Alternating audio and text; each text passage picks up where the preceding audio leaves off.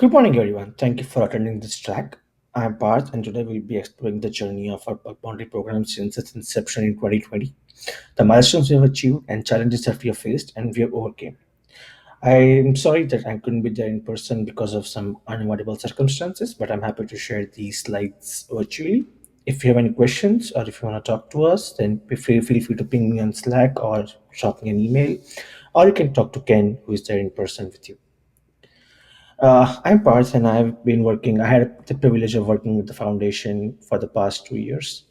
During this time, we have been focusing on various security initiatives to support the Filecoin ecosystem, such as incident response, bug bounty programs, security audits, etc. These efforts have been incredibly defining for me as I got opportunity to work with and collaborate with some of the smartest minds across the globe. Today, I'll be sharing some of those insights and some of what I've experienced running a bug bounty program since the last past 2 years. Have you ever wondered like what a dedicated effort in a bug bounty program looks like? How here's a story of how we were there at the inception, and what state we are in right now. So the next question would be, why would anyone need bug bounty program, right? So why would anyone spend extra money if when we have lots of engineers working in code, we have some scanning, we have security fuzzing, all those things. So I'll go through that in a bit, but the main thing is, in the first half, we have lost across $1 billion of US dollars due to hacks, and out of those, more than $500 million were just in quarter 2. So you see that the threats are really lingering over our heads, and this is the need of the hour right now. We need more eyes focused on security than ever before. There are various benefits of running a bonded program, right? So there are like you only reward for valid findings. So it's not like you have a contract and you have to pay them on a daily basis. You just have to pay once the report is validated and it's fixed. It can be really cost efficient, you know. Then and it also encourages ongoing testing and adaptation of new threats the new threat models appear from the wild. You need more people to try and test this on your software, because as a software owner, we don't have much bandwidth to test all of these ourselves and being up to date. So this kind of an engagement really helps in keeping the software security up to date. And you can leverage the global pool of top researchers to find hidden vulnerabilities. So you don't work with just 15 or 20 researchers, you work with thousands of researchers across the globe who look at a code base with different skill set, with different ties, with different creativity, and you can really leverage a lot from them. So what are the challenges of running a bug bounty program? So the first challenge is to have a really effective bug bounty policy. You should be having clear guidelines on scope, rewards, and what the researcher should expect. And there should be clear guidance on what they shouldn't be doing. And we should be and there are also various things that you can offer, like safe harbor. That means that researcher can test this code base at their own, and they will not be legally obliged to anything. Less headcount to manage the program, that's a big problem. We don't have enough people to manage, to triage, to track the tickets. That's also a big problem that different projects face. And I'll come to the solutions in a bit, but these are just the problems. The main problem is the communication. These are the stats from the HackerOne survey report. I also participated in survey a few years ago, and these are the stat. This is a stat that 60% of the researchers leave the program for bad communication. So even if the report is not as per the researcher's expectation, you have to communicate that. You have to have effective communication, and timely, clear communication can really foster a positive relationship with the researchers and encourage their participation.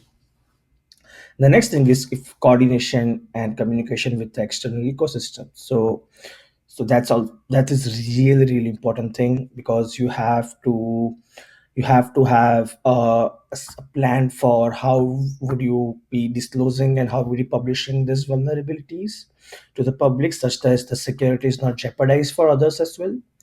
So this involves synchronizing efforts to maintain the incredible integrity and the credibility of the program.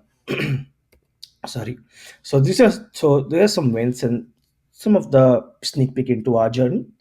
We started in 2020 and we've been running since then. We added FEM to the scope in 2023, and we've been running this program on Immunify for I think the last 2 years since the launch of FEM.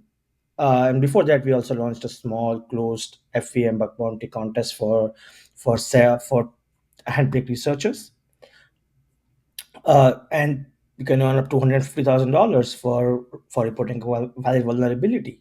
We have resolved more than 70 plus reports over these years. These are valid reports, and we have got hundreds of invalid reports as well. And most of these valid reports is around medium severity range. So these resolutions really contribute to strengthening our systems and our users. We have worked really hard for getting a median first response time within first business days. So at least in the first one business day, we have an idea of if this bug is valid or not, and if it's valid, then all the planning starts then on assessing and how do we mitigate this bug. And median time for resolution is around 5 business days. And you can look up this stat in Immunify as well. So our efficient processes are reflected in these stats.